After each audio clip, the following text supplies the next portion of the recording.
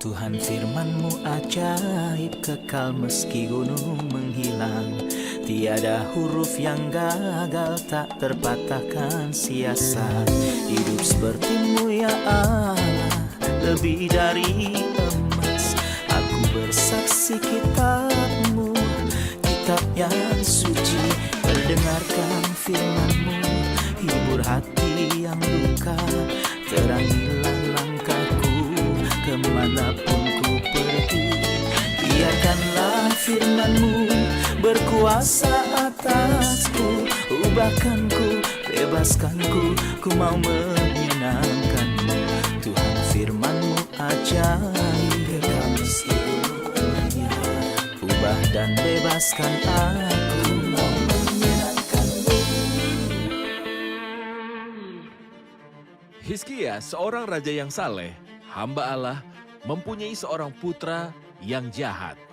Siapakah pelopor kejahatan dalam kerajaan itu? Siapakah dia? Apakah yang kita tahu tentang dia? Untuk menyelamatkan umatnya sendiri ke pengasingan, banyakkah usaha untuk memperbaiki umat ini yang dilakukan oleh Tuhan? Bagaimana kebangkitan rohani dimulai dalam hidup kita, dalam berbagai pertemuan, dalam gereja-gereja kita? Apakah konsep kebangkitan rohani?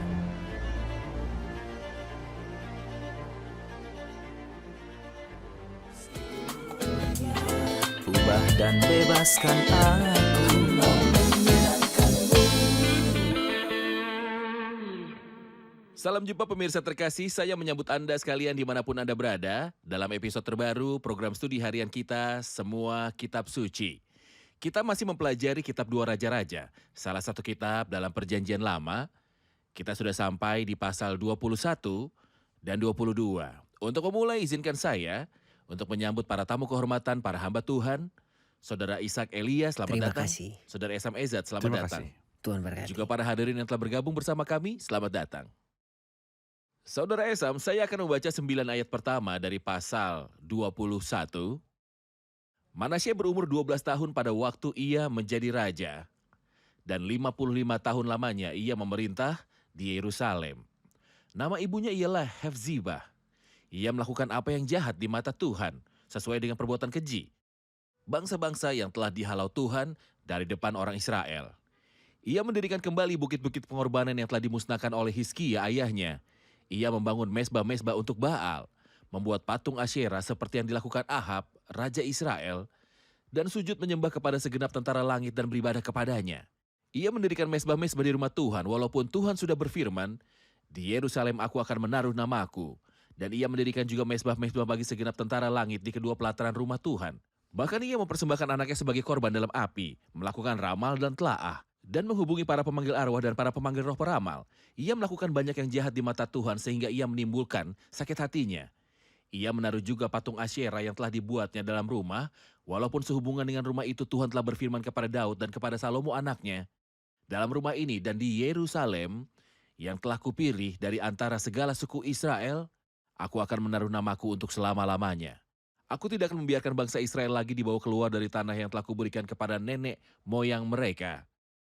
Asal saja mereka tetap berbuat tepat, seperti yang telah kuperintahkan kepada mereka, dan tepat menurut hukum yang telah diperintahkan kepada mereka oleh hambaku Musa. Tetapi mereka tidak mau mendengarkan, dan Manasye menyesatkan mereka, sehingga mereka melakukan yang jahat lebih daripada bangsa-bangsa yang telah dipunahkan Tuhan dari hadapan orang Israel. Karakter ini Dr. Esam, Manasye, putra Hizkia. Manasye yang jahat. Saya ingin mendengar komentar Anda tentang apa yang telah ia lakukan. Yang aneh adalah bahwa ia adalah putra Hizkia, benar kan? Benar. Dan perbedaannya ada di antara mereka. Luar biasa seperti perbedaan antara hitam dan putih. Hizkia adalah Raja Yehuda yang paling saleh. Dan Manasye adalah Raja Yehuda yang paling jahat. Jadi bagaimana orang ini bisa melampaui satu lagi? Dalam prinsip kita belajar pelajaran pertama. Hizkia peduli dengan banyak hal, khususnya perkara-perkara Allah. Tetapi sayangnya, hal pertama yang kita baca tentang Hizkia setelah suatu jangka waktu yang lama adalah bahwa ia melakukan apa yang benar di mata Tuhan. Dan hidup sama seperti Daud, bapak leluhurnya, dan sudah lama sejak kita melihat seseorang seperti Daud, dan Hizkia menyerupai Daud dalam segala hal. Ia menyerupai Daud dalam kesalehannya dan dalam caranya yang buruk dalam membesarkan anak-anaknya. Seperti Daud tidak membesarkan anaknya dengan baik, sayangnya Hizkia juga tidak membesarkan putra ini dengan baik. Itu menunjukkan kepada kita bahwa kita harus sangat hati-hati membesarkan anak-anak kita karena mereka adalah tanggung jawab terpenting dalam hidup ini. Mengapa kita berkata bahwa ia adalah raja yang paling jahat? Seseorang mengatakan sepotong kalimat dan saya pikir perkataan itu tepat. Kerubi meninggalkan rumah Allah. Semuanya gara-gara raja itu. Raja itu adalah raja yang paling jahat. Dan hal-hal yang paling jahat yang ia lakukan adalah berkaitan dengan rumah Allah. Rumah yang banyak kali Tuhan katakan bahwa ia akan menaruh namanya. Mari kita melihat ayat-ayat yang Anda telah baca dan lihat apa yang dilakukan orang ini. Ia melakukan apa yang jahat di mata Tuhan sesuai dengan perbuatan keji bangsa-bangsa. Ia mendirikan kembali bukit-bukit pengorbanan yang telah dimusnahkan oleh Hizkia ayahnya. Ia berjalan berlawanan dengan arah yang ditempuh ayahnya. Ia membangun mesbah-mesbah untuk Baal, membuat patung Asyera seperti yang dilakukan Ahab, Raja Israel. Dan sujud menyembah kepada segenap tentara langit dan beribadah kepadanya. Ia mendirikan mesbah-mesbah di rumah Tuhan dan disinilah muncul coret-coret di dinding karena ia memandang rumah Tuhan sebagai rumah berhala, rumah Baal. Ia mendirikan mesbah-mesbah di rumah Tuhan walaupun sehubungan dengan rumah itu Tuhan telah berfirman, "Di Yerusalem aku akan menaruh rumahku." Dan ia melakukan semua hal yang dilakukan oleh mereka yang menyembah berhala. Bahkan ia mempersembahkan anaknya sebagai korban dalam api, melakukan ramal dan telaah dan menghubungi para pemanggil arwah dan para pemanggil roh peramal. Dan itu adalah kontak langsung dengan iblis. Ramalan, telaah, dan menghubungi para pemanggil arwah dan para pemanggil roh peramal artinya bahwa ia menghubungi iblis secara langsung. Ia melakukan banyak yang jahat di mata Tuhan sehingga ia menimbulkan sakit hatinya. Frasa menimbulkan sakit hatinya berarti bahwa ia dengan sengaja menimbulkan sakit hati Tuhan. Ia tahu bahwa ia sedang menimbulkan sakit hatinya Tuhan. Ia menaruh juga patung Asyera yang telah dibuat di dalam rumah. Patung Asyera di manakah ia menaruhnya? Ahab membuat sebuah kuil, sebuah tempat untuk menaruh patung-patung Baal di dalamnya. Tetapi Manasye mengambil patung-patung itu dan menaruhnya semuanya di rumah Tuhan. Di rumah yang Tuhan katakan kepada Daud dan Salomo putranya, "Dalam rumah ini dan di Yerusalem yang telah kupilih di antara segala suku Israel, aku akan menaruh namaku untuk selama-lamanya." Betapa jahatnya. Ia bermain dengan hal-hal yang sakral. Ia bukan hanya menjadikan rumah itu sebagai tempat najis dan tempat penyembahan berhala, tetapi ia juga menaruh berhalanya di dalam tempat maha kudus. Bukannya membuat nama Tuhan disebut di dalam tempat itu, ia berusaha menghapus nama Tuhan dan menyebutnya rumah Baal. Saudara Ishak, sebagai hasilnya Tuhan mengucapkan kata-kata penghakiman dalam ayat 12. Sebab itu beginilah firman Tuhan Allah Israel. Sesungguhnya aku akan mendatangkan malapetaka atas Yerusalem dan Yehuda, sehingga setiap orang yang mendengarnya akan bising kedua telinganya. Ayat 14, aku akan membuang sisa milik pusakaku dan akan menyerahkan mereka ke dalam tangan musuh-musuh mereka, sehingga mereka menjadi jarahan dan menjadi rampasan bagi semua musuh mereka. Mungkinkah situasi mencapai titik di mana Tuhan menyerahkan milik pusakanya kepada musuh-musuh mereka? Sayangnya ya saudara Ayat, karena ini adalah hasil dari dosa umat itu, dan itu adalah sebuah hasil normal dari sifat Allah yang kudus, yang matanya lebih murni daripada melihat kejahatan. Tuhan itu sangat sabar. Dalam kitab 2 Raja-Raja kita melihat bahwa Tuhan menghukum kerajaan utara 10 suku dan Samaria dari suatu jangka waktu yang lama.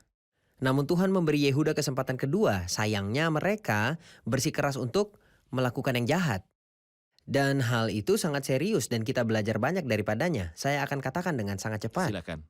Pelajaran pertama, kebenaran meninggikan derajat bangsa. Namun dosa adalah noda bangsa. Dan hukum ini ada di seluruh sejarah jika kita melihatnya dengan pandangan ilahi. Banyak bangsa di dunia berkembang dalam hal sains dan juga dalam hal budaya saat orang saleh yang memerintah di bangsa mereka. Dan ada di antara mereka yang bergantung kepada firman Allah yang dibacakan dan kebalikannya juga benar. Pelajaran yang kedua adalah bahwa Allah tidak memiliki standar ganda. Ketika Allah melenyapkan para penyembah berhala pada masa lalu, pada masa orang Israel masuk ke tanah Kanaan, bukankah ada para penyembah berhala dan ia melenyapkan mereka karena berhala mereka? Ketika orang melakukan dosa karena mereka adalah umatnya, tidakkah ia akan mencela mereka? Sebaliknya, ini yang difirmankan Tuhan kepada orang yang karib kepadaku kunyatakan kekudusanku. Dan itu adalah sebuah pelajaran penting karena beberapa orang berkata bahwa kita adalah orang Kristen, anak-anak Tuhan. Tidak. Orang Kristen sejati adalah orang Kristen di hati seperti dikatakan tentang orang Yahudi sejati. Yang bersunatkan sunat hati, poinnya di sini, di manakah hatiku? Tidak penting status hamba Tuhan atau orang Kristen di KTP, namun hati dan kehidupan yang terhubung dengan Tuhan itulah yang penting. Tentu orang-orang itu menghormati Tuhan dengan bibir mereka, sementara hati mereka menjauh darinya. Pelajaran ketiga, engkau menyembah berhala-berhala kan? Benar. Memuja berhala-berhala. Lalu pergi ke negara-negara Pergi yang kepada memiliki berhala-berhala untuk berhala. menyembah mereka. Itulah sebab terjadinya pengasingan kerajaan utara ke Asyur. Dan pengasingan kerajaan Yehuda dan Yerusalem ke Babel. Pergi ke Babel. sanalah karena engkau menyukai mereka. Engkau pergi membawa berhala-berhala, tapi jangan buat tempat kudusku najis. Seperti yang baru kita dengar, masalahnya adalah rumah Tuhan. Pergilah menyembah berhala di sana dan pastikan untuk meninggalkan negeri ini. Pelajaran penting terakhir bagi pemirsa dan saya, ada satu frasa yang mengatakan penggilingan adalah penghakiman dari Tuhan. Mereka berputar namun menggiling dengan lembut. Jika Tuhan bersabar dengan Yehuda, kitab 2 Raja-Raja mencakup sekitar 280 tahun seperti yang telah dikatakan sebelumnya. Jadi Tuhan bersabar selama jangka waktu yang lama itu. Sampai sekarang banyak orang salah paham akan kepanjang sabaran Tuhan. Mereka berpikir Tuhan sabar terhadap dosaku. Tuhan berkati aku dengan uang, kesehatan, pekerjaan, dan rumah. Itu berarti bahwa ia mengabaikan dosaku. Mengampuni ekspresi dosaku. Tuhan abaikan dosaku. Tidak, dia tidak begitu. Kitab Roma memperingatkan, maukah engkau menganggap sepi kekayaan kemurahannya? Kesabaran dan kelapangan hatinya, maksud kemurahan Allah ialah menuntun kepada pertobatan. Namun karena engkau keras hati, engkau menimbun murka atas dirimu sendiri, dan pada hari waktu di mana murka dan hukuman Allah yang adil dinyatakan, saya berharap kita semua Amin. akan berwaspada. Apakah Tuhan disenangkan olehku atau tidak? Amin. Kita akan rehat dan kembali untuk menjawab pertanyaan hadirin. Pemirsa terkasih, kami akan segera kembali setelah rehat. Berkuasa atasku, ubahkanku, bebaskanku, ku mau menyenangkanmu. Tuhan firman-Mu ajaib, kami seluruhnya. Ubah dan bebaskan aku, mau menyenangkanmu. Kami telah kembali pemirsa terkasih untuk menjawab pertanyaan dari hadirin di studio. Ada pertanyaan? Di manakah kita dapat melihat penyembahan berhala pada masa kini? Di manakah penyembahan berhala dalam era kita? Kita membicarakan sejarah penyembahan berhala dalam rumah Allah. Tetapi di manakah hal itu sekarang ini? Penyembahan berhala memiliki berbagai bentuk. Dan itu tidak menghilang dan tidak akan menghilang tapi akan bertambah. Kita harus tahu bahwa penyembahan berhala adalah prinsip apapun yang mengendalikan hati manusia untuk menyembahnya atau untuk melekat kepadanya serta membuatnya berpaling dari Tuhan. Ada beberapa hal langsung yang jelas dan ada hal-hal yang tidak langsung lainnya yang tidak kita perhatikan. Hal-hal yang jelas seperti menyembah iblis, apakah itu ada atau tidak? Itu ada. Apakah itu adanya di Mesir? Dan di wilayah Arab, Di Mesir dan di wilayah Arab menolak Allah dan prinsip mereka adalah sangat sederhana. Siapakah yang memegang pintu-pintu neraka? Bukankah iblis?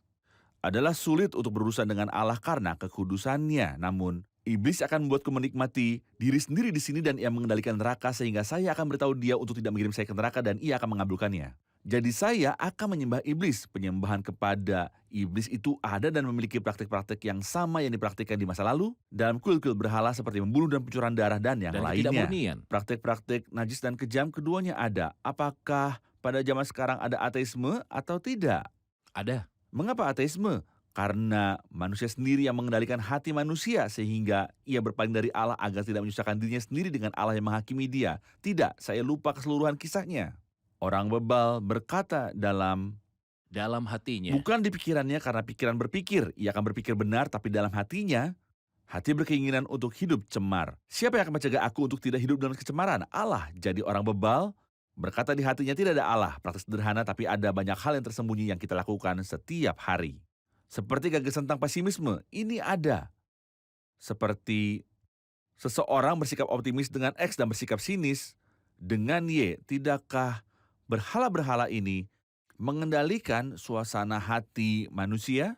Beberapa orang bersikap pesimis gara-gara kucing hitam misalnya. Apakah hal-hal ini ada atau tidak? Ada. Beberapa orang merasa takut dengan angka-angka seperti angka 13. Ini adalah suasana hati manusia. Seseorang berkata bahwa jika ia keluar pada suatu hari dan bertemu X, harinya akan sial. Beberapa orang pesimis terhadap beberapa orang tertentu. Dan bersikap optimis terhadap orang-orang tertentu. Ia akan berkata, aku harap aku dapat bertemu X hari ini. Apa ini? Suasana hati mengendalikan yang iblis sedang berusaha gunakan untuk memalingkan manusia dari Allah untuk menaruh harapan-harapannya. Pada hal-hal yang mengendalikannya, izinkan saya mengutarakan sebuah prinsip umum. Setiap hal yang dari dunia yang mengendalikan hati adalah sebuah berhala. Saat pekerjaan saya mengendalikan hati saya, apakah itu sebuah berhala? Ketika anak-anak mengendalikan hati saya, apakah itu Mereka berhala? menjauhkan saya dari Tuhan. Mereka menjauhkan saya dari Tuhan. Saat kekayaan atau kecenderungan-kecenderungan duniawi mengendalikan saya, bukankah semua ini berhala? Jadi, berhala bukanlah patung-patung karena masalah patung-patung sudah selesai. Kita melihat mereka dalam kuil-kuil Firaun, tetapi walau sekarang tidak ada patung-patung secara harafiah, ada patung-patung di dalam hati yang mengendalikan manusia. Astrologi, seseorang terbangun pada pagi hari dan berkata, coba, kulihat keberuntunganku hari ini, dan bila ia membaca hal-hal yang sangat Ia terus buruk, merasa sedih sepanjang hari. merasa lelah sepanjang hari, dan jika ia membaca perkataan yang baik, ia menjadi optimis. Tidakkah semua ini adalah semacam berhala yang tidak menghormati Tuhan dan menghargai Tuhan? Saudara Ishak, setelah Manasye yang jahat, di mana tidak seorang pun menandingi kejahatannya, seorang lain muncul yang bernama Amon. Apakah pendapat Anda tentang dia? Mohon jelaskan. Sangat mengherankan Alkitab berkata tentang dia, ia lakukan apa yang jahat di mata Tuhan seperti yang telah dilakukan Manasye ayahnya. Ia hidup sambil beribadah kepada berhala yang disembah oleh ayahnya dan sujud menyembah kepada mereka. Sebenarnya ketika Anda membaca tentang para tokoh utama di sini, ada sesuatu yang sedikit aneh. Hizkia itu saleh. Manasye putranya jahat. Namun di akhir hidupnya, Manasye yang jahat ini bertobat. Di akhir hidupnya, Manasye bertobat dan kembali kepada Tuhan. Namun Amon putranya itu jahat. Dia mati muda. Lalu muncullah Yosia dan dia saleh. Lalu semua putra Yosia jahat. Iman tidak diwariskan. Dan di saat yang bersamaan Allah mampu mendatangkan orang baik dari keluarga yang terburuk.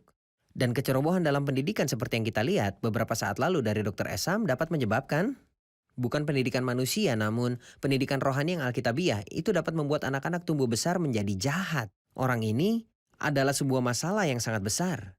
Ia berjalan dalam jalan ayahnya yang jahat dan hasilnya adalah orang-orang berkumpul dan membunuh dia. Dia dibunuh ketika masih muda. Itu sesuatu yang sangat menyedihkan dan sejarah manusia masih dipenuhi dengan kisah-kisah yang seperti itu. Bahkan dalam keluarga yang sama kita melihat seseorang memberontak terhadap ayahnya. Ini masih sama pada masa kini. Dr. Esam, kita melihat kejahatan diikuti oleh kejahatan sampai Allah menganugerahi kita dengan beberapa kilatan cahaya. Benar. Kita telah melihat Hizkia yang adalah sebuah karakter yang tidak lazim dalam suatu waktu yang tidak lazim. Dan kini kita akan melihat sebuah karakter baru yang disebut Yosia. Dan sebelum kita banyak berbicara tentang Yosia di dalam episode mendatang, mohon berikan beberapa pendahuluan tentang karakter Yosia dan apa yang telah ia lakukan. Yosia dipandang sebagai orang yang membuat terjadinya kebangkitan rohani terbesar dalam sejarah umat ini. Ia membangkitkan hati semua orang dan membawa mereka kembali kepada jalan yang benar dengan cara yang benar. Bahkan arti dari namanya menakjubkan. Yosia artinya didukung oleh Allah. Sebuah makna yang bagus. Yang tampak dalam kehidupannya karena ia didukung oleh Allah dalam segala hal. Apa yang dikatakan tentang orang saleh dikatakan tentang dia di sini. Namun dengan jumlah yang banyak sekali, ia melakukan apa yang benar di mata Tuhan dan berjalan di dalam seluruh jalan. Perhatikan kata seluruh pasal 22 dari Ini dalam dua pasal Raja-Raja. 22. Dan hidup sama seperti Daud, bapa leluhurnya dan tidak menyimpang ke kanan atau ke kiri. Dan saya pikir bahwa ini adalah sebuah hal yang menakjubkan sebagai sebuah awal. Dan hal pertama yang ia lakukan adalah mengurus rumah Tuhan. Dan ketika Tuhan melihat bahwa ada seseorang yang mengurus rumahnya, Allah memberi dia dukungan ilahi yang besar. Ketika Yosia melakukan hal itu, ia masih muda. Kedua, saat Yosia melakukan hal itu, ia tidak mempunyai kitab suci. Ia tidak mempunyai kitab Taurat. Lihatlah bahwa kepedulian tentang rumah Allah membuat Allah mengarahkan dia kepada sumbernya. Carilah kitabku untuk mengetahui bagaimana cara mengurus rumahku. Allah membuat seseorang yang tatkala bekerja di rumah Allah menemukan kitab Taurat. Dan itu menunjukkan kepada kita bagaimana Allah menuntun setiap jiwa yang haus yang melakukan kehendaknya. Tak ada kitab Taurat, Allah membuat mereka menemukannya. Dan yang penting dalam orang tersebut adalah apa yang ia lakukan ketika ia mendengar kitab Taurat. Bagaimana tanggapannya ketika ia mendengar tentang kitab Taurat, ia memahami kondisi mereka. Kitab Taurat berkata bahwa kondisi mereka adalah layak menerima penghakiman dari Allah dan pengasingan dan lain-lain. Jadi ia mengoyakkan pakaiannya. Seseorang pada masa lalu melempar kitab Taurat ke dalam api. Namun pria ini mengoyakkan pakaiannya di hadapan kitab Taurat dan meminta seseorang untuk menjelaskan bagaimana cara memperbaiki segala Jadi sesuatu. awal dari reformasi yang ia lakukan adalah menggerakkan hatinya untuk memperbaiki rumah itu. Benar sekali. Dan rumah itu tidak bisa diperbaiki tanpa kitabnya Allah. Kita akan rehat dan kembali untuk menjawab pertanyaan hadirin. Pemirsa terkasih, kami akan segera kembali setelah rehat. Berkuasa atasku, ubahkanku, bebaskanku, ku mau menyenangkanmu. Tuhan firman-Mu ajaib, kekal seluruhnya. Ubah dan bebaskan aku, mau menyenangkanmu. Kami telah kembali pemirsa terkasih untuk menjawab pertanyaan dari para hadirin yang ada di studio. Silakan. Kita melihat Yosia mendatangkan revival yang besar sekali dengan rakyatnya dan mengubah mereka dari satu kondisi ke kondisi lain. Pada masa kini kondisi dalam gereja-gereja kita sangat sulit. Bagaimana kita dapat membuat revival ini dalam kehidupan kita, dalam kebaktian-kebaktian sekarang? Dan tangan Yosia. Bagaimanakah kebangunan rohani dapat terjadi? Itu pertanyaan yang sangat baik, Saudara Ayat. Kesetiaan Allah membuatnya tidak membiarkan dirinya tanpa seorang saksi. Dan kesulitan pada hari ini tidak menghalangi Tuhan untuk melakukan perbuatan-perbuatan yang besar. Benar bahwa kekristenan pada umumnya tidak seperti yang ada dalam kitab Kisah Para Rasul, benar. Tapi apa Allah mampu menyelamatkan seperti yang pernah ia lakukan sebelumnya? Itu sedang terjadi. Apa Allah mampu memberkati gereja-gereja seperti dalam kitab Kisah Para Rasul? Ya, walaupun karakter umumnya tidak seperti itu. Namun Yosia memberitahu kita, Yosia bekerja sebagai individu dan memulainya saat masih muda. Ia memerintah ketika baru berusia 8 tahun karena adalah kebiasaan pada zaman itu. Ketika raja terbunuh, putranya akan memerintah sekalipun masih muda. Ia memerintah dan mulai mencari Allah. Israel ketika ia berusia 16 tahun. Awal yang benar untuk sebuah kebangkitan. Dan kita ingat bahwa kebangkitan artinya bahwa kondisi umumnya sangat buruk. Ada 2 pertanyaan. Ketika kita membacanya, kita langsung tahu bahwa kondisi mayoritasnya buruk. Mohon beri saya sebuah Tentu. definisi yang akurat untuk kata revival, Tentu. Saudara Ishak. Oke. Kata revival bukanlah sebuah kata yang asing lagi bagi orang-orang yang pergi Iya. ke gereja-gereja. Revival berarti Iya. sebuah periode ketika seorang hamba Tuhan dari luar gereja datang. Dan ia mengadakan kebaktian revival selama 3 atau 4 hari, atau 1 ataupun 2 minggu, di mana khotbah ataupun himne-himnenya dipersembahkan dalam suatu cara tertentu. Apakah itu arti revival? Bagus sekali bahwa gereja-gereja melakukan seperti itu adalah baik. Namun apakah itu kebangkitan yang alkitabiah atau spiritual? Tentu saja tidak. Mari kita pahami dari kebangkitan Yosia. Allah mengadakannya, yang pertama. Lalu yang kedua, orang-orang tertentu dengan kualifikasi-kualifikasi tertentu memimpin orang-orang. Untuk kembali kepada Tuhan, seperti Yosia, dia mulai dari dirinya sendiri. Itu yang kita perlukan jika kita ingin sebuah kebangkitan di gereja. Kita tidak boleh menunjuk orang lain dan berkata mereka lah penyebab kesulitan. Satu dari 2 hal yang terjadi adalah kita menunjuk orang-orang dan berkata mereka adalah penghalang, atau berkata semoga Tuhan mengirim mereka yang baik kepada kita. Memulai dari diri sendiri. Saya memulainya dengan Kita diri harus menguji sendiri. jalan-jalan Kita kita. menguji sebagai individu. Itulah yang pertama-tama dilakukan oleh Yosia. Ia lakukan apa yang benar di mata Tuhan. Ia memulai dengan dirinya sendiri. Dan hidup seperti Daud bapa leluhurnya, tidak menyimpang ke kanan atau ke kiri. Seperti itu. Jadi kita mulai dari diri kita sendiri. Itu yang pertama. Yang kedua, sebagai seorang raja, ia bersihkan kerajaan itu dari berbagai Ia mempraktikkan berhala. otoritasnya. Ia gunakan kuasanya dengan benar. Walaupun kita bukan raja, namun kita adalah suami-suami, ayah, kakak laki-laki, dan pelayan-pelayan di gereja. Dalam lingkup tanggung jawab kita, jadilah teladan dan doronglah mereka yang ada di bawahmu untuk berada di posisi rohani yang benar. Ini yang dilakukan Yosia berikutnya. Izinkan saya ulangi. Ia mulai dengan diri sendiri, dan ia mulai membersihkan apa yang ada dalam lingkup otoritasnya, lalu berfokus pada bait suci rumah Tuhan. Dan Tuhan setelah itu menuntun dia kepada firman-Nya, lalu kemudian firman Allah mengoyakkan hatinya sebelum mengoyakkan pakaiannya. Ia mengoyakkan pakaiannya bukan karena seorang raja akan datang untuk mengalahkan dia atau karena sesuatu telah terjadi kepada anak-anaknya, melainkan karena ia menemukan bahwa mereka hidup sebagai suatu umat Allah secara nama saja. Mereka hidup jauh dari cara hukum Allah. Kita perlu orang yang punya duka cita itu, duka cita ilahi. Tolong beritahu saya apa yang membuatmu berduka. Takut akan teroris, Tuhan akan selamatkan.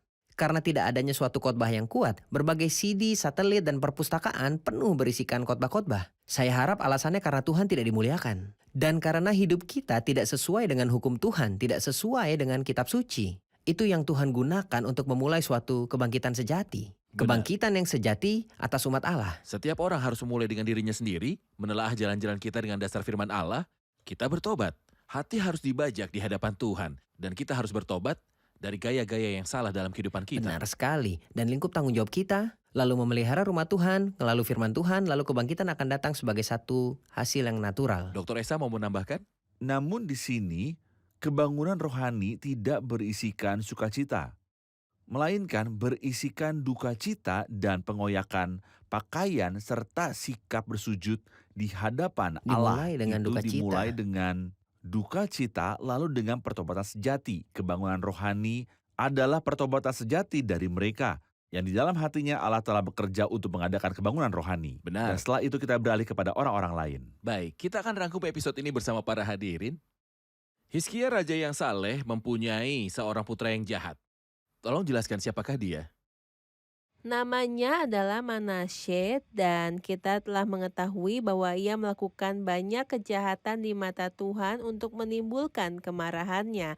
Dan dua hal yang paling menimbulkan kemarahan Allah adalah pembangunan kembali mesbah-mesbah dan kebanyakan dilakukan di rumah Tuhan, mesbah-mesbah Mesbah-mesbah untuk untuk berhala-berhala. berhala. Mesbah-mesbah untuk berhala, ia bahkan menempatkan sebuah patung pahatan yang disebut Asyera yang telah dia buat di rumah tempat Tuhan berkata, "Aku akan menaruh namaku untuk selama-lamanya." Kita juga melihat beberapa tindakan yang berkaitan dengan penyembahan kepada iblis seperti mempersembahkan putranya menjadi korban di dalam api, praktik ramal dan perdukunan, dan semua hal ini dilakukan untuk membuat sakit hati Tuhan.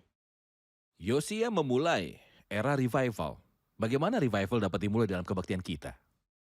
Kita tahu hal terpenting adalah memulainya dengan diri kita sendiri tanpa menunjuk orang lain dan berkata bahwa mereka harus berubah agar kebangkitan dapat terjadi.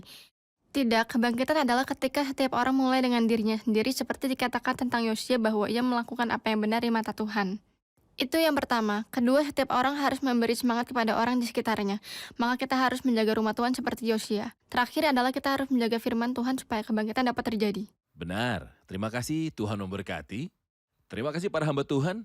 Saya ingin sekali melanjutkan pembicaraan kita tentang Yosia di episode selanjutnya. Raja Yosia muncul dan Tuhan memakai dia untuk membuat sebuah revival besar yang kemudian dibicarakan oleh banyak generasi. Siapakah Yosia? Apakah yang ia lakukan sehingga Tuhan memakai dia? Apakah konsep pertobatan seperti yang firman Tuhan ajarkan pada kita? Apakah itu sebuah pengakuan eksternal tentang keadaan batiniah kita yang sedang kering? Atau apakah itu membutuhkan langkah-langkah untuk membuktikannya? Jika pertobatan adalah perubahan dalam sebuah arah, apakah keputusan-keputusan yang Yosia ambil untuk mengubah arah kerajaannya?